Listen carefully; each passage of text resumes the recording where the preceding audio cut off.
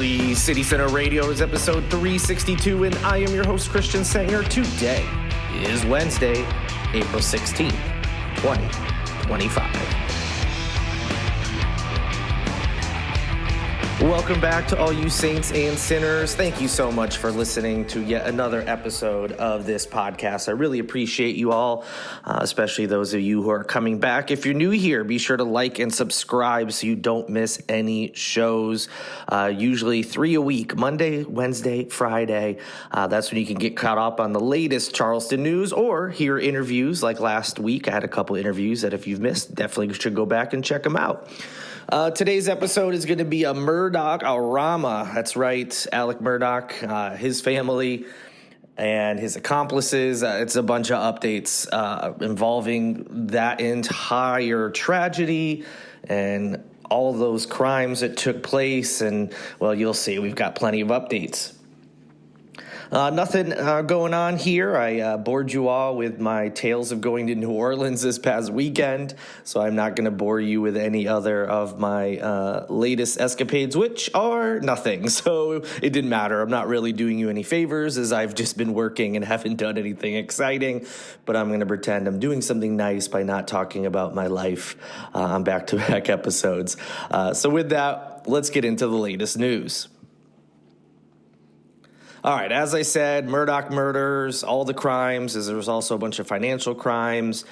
If you need a refresher on that case, there's plenty of resources for that. I'm not going to rehash everything about all the crimes, as they are pretty well known at this point by just about everyone in South Carolina and beyond.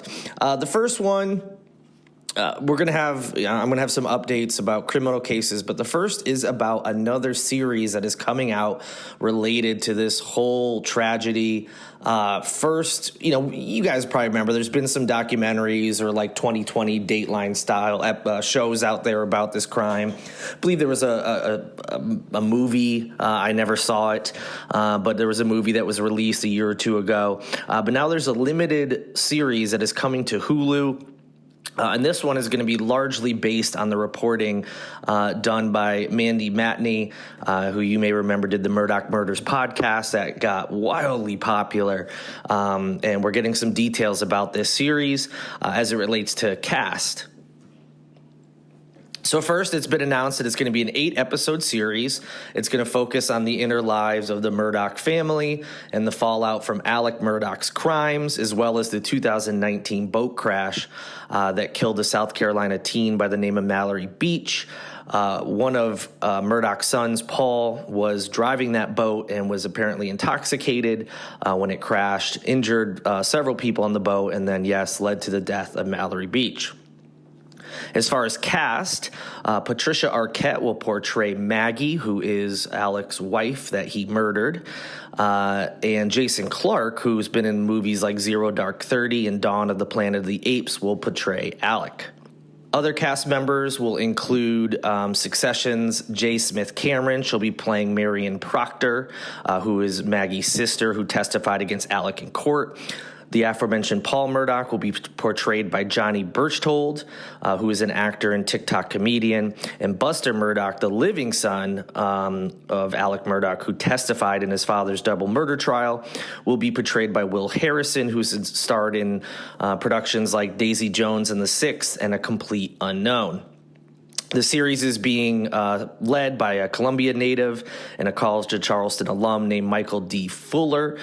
He co-created this show with someone by the name of Aaron Lee Carr. The show is currently in production in Atlanta. That's according to Mandy Matney, but a premiere date has not been set. Now, speaking of Matney, she is going to appear in the show, at least a portrayal of her. She'll be played by Brittany Snow, who you may remember from the Pitch Perfect movies. So we'll, certainly pass along information. As we learn more, this is certainly a pretty good cast that they've put together, regardless if you think there should be a miniseries about this or not, or, we'll see how they do this series. It really depends the focus of it. It's hard not to focus on the Murdaughs, specifically Alec, because he's, the big player in this entire ordeal. And But you hope it'll focus on the victims and, shed some light on them. And it's always the balance with these true crime, whether they're mini-series with actors or they're like a documentary style. That's always the trade-off. Like, how much are we, kind of glorifying murder in a way and, turning this into a big entertainment business. You want to focus on the victims and how people can stay safe and how to look out for, certain, whether it's traits or actions by people that, you should stay away with. It's always balancing that. So we'll see how it goes, but I'll certainly provide updates as they are available. All right, back to the real world, meaning not talking about the series. Alec Murdaugh, as you may remember, was trying to get a retrial for that double murder conviction for when he killed his wife and one of his sons. That's still in the works, and it has now been delayed because the South Carolina Supreme Court granted prosecutors' requests for an extension to respond to Murdaugh's appeal for that new trial.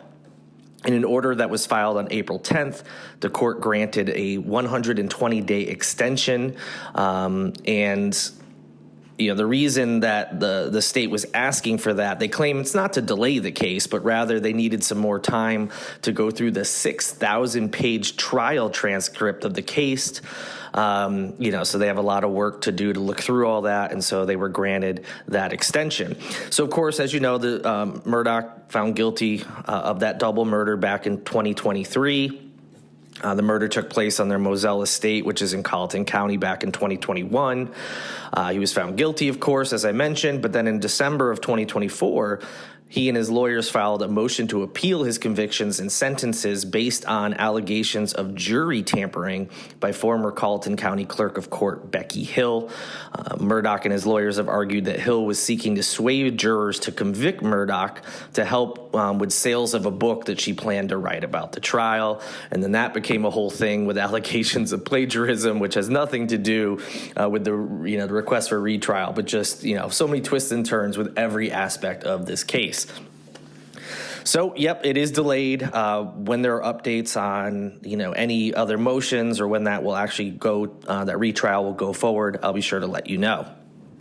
Meanwhile, Murdaugh's ex-banker Russell Laffitte was back in the news. He was found guilty previously of some financial crimes that are also related to Alec, but had that he was given a new trial, but now the retrial is not going to happen, and here is why.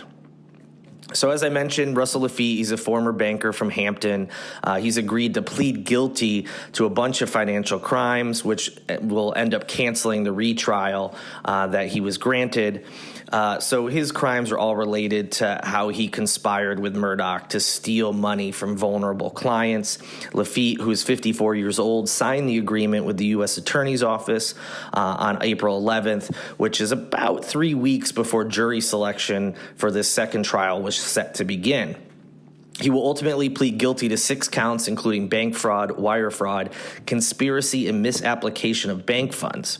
Each charge carries a maximum penalty of 30 years in prison plus associated fines. He'll also pay $3.5 million in restitution. Now, side note to that, though, in exchange for the guilty plea, federal prosecutors are going to recommend just a 5-year prison sentence.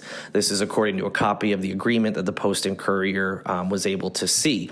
That's 2 years less than the sentence Laffitte received at the conclusion of the original trial back in November of 2022. The jury then found him guilty on all the same 6 counts he's about to plead guilty to.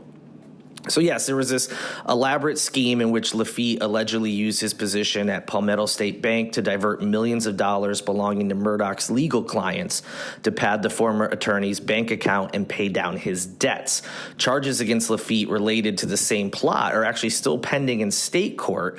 It's unclear how this federal plea agreement might affect that.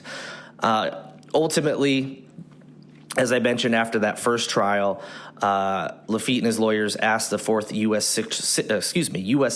Circuit Court of Appeals to overturn his conviction in large part because of how his trial ended.